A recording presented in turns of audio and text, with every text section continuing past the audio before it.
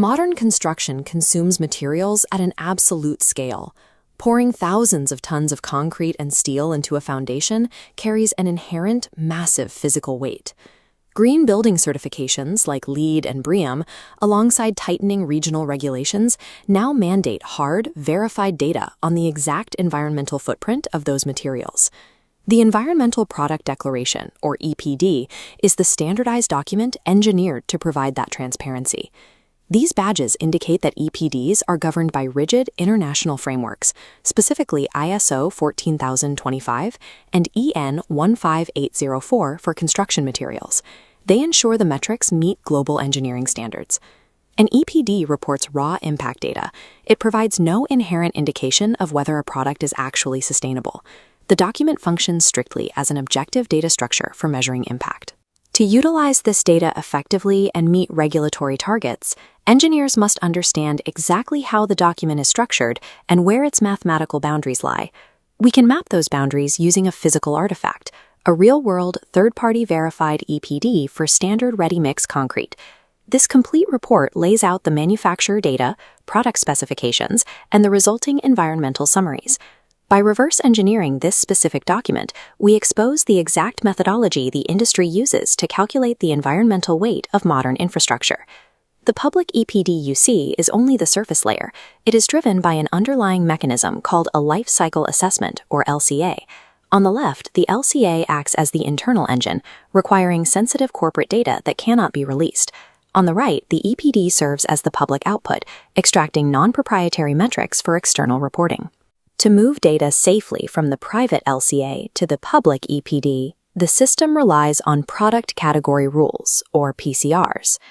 PCRs operate as a strict filtering mechanism, forcing all manufacturers of a specific product class, like ready-mix concrete, to calculate metrics using identical mathematical rules.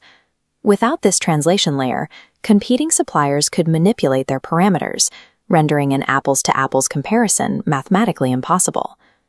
Returning to our real-world concrete report, we can begin the technical audit. The environmental data summary isolates the foundational starting point for any comparison. The declared unit establishes the physical baseline. Here, it is exactly 1 cubic meter of concrete, weighing 2,355.9 kilograms. This standardized volume and mass ratio is a functional necessity. If one supplier reports their emissions per ton and another per cubic yard, the subsequent carbon tracking is distorted. Engineers use this exact mass-to-volume ratio to plug the environmental data directly into their complex structural load models. The declared unit acts as the immovable anchor. Without it fixed in place, the global warming potential numbers beneath it lack physical context. The scope and verification block identifies the single most critical field for determining liability.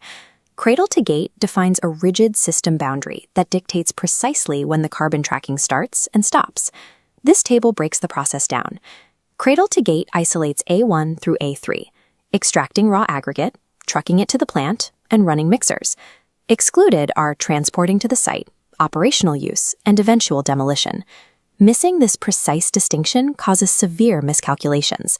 A project manager who assumes an A1 to A3 boundary covers the entire life cycle will fail to account for the emissions generated by driving the concrete mixers to the job site. That precise A1 to A3 boundary is referred to as embodied carbon.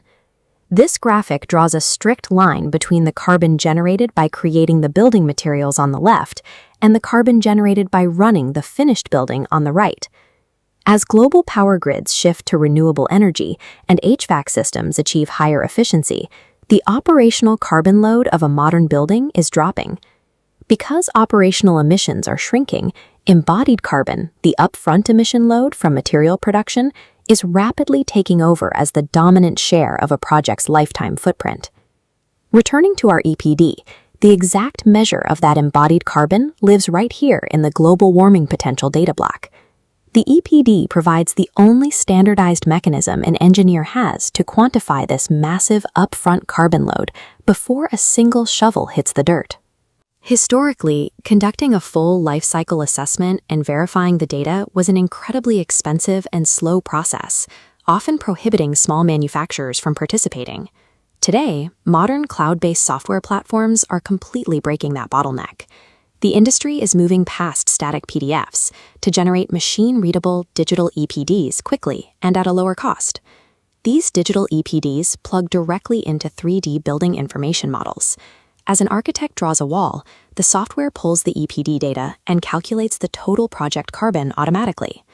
Digital integration turns the EPD into a dynamic decision engine for procurement. When evaluating construction material, this document remains the final authority.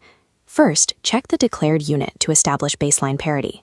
Second, verify system boundaries to map what production stages are included. Third, extract the global warming potential to determine true embodied carbon load. Mastering the mechanics of this data is the most effective way to cut through corporate greenwashing and enforce actual supply chain accountability. The Environmental Product Declaration provides the foundational data needed to engineer a lower carbon world.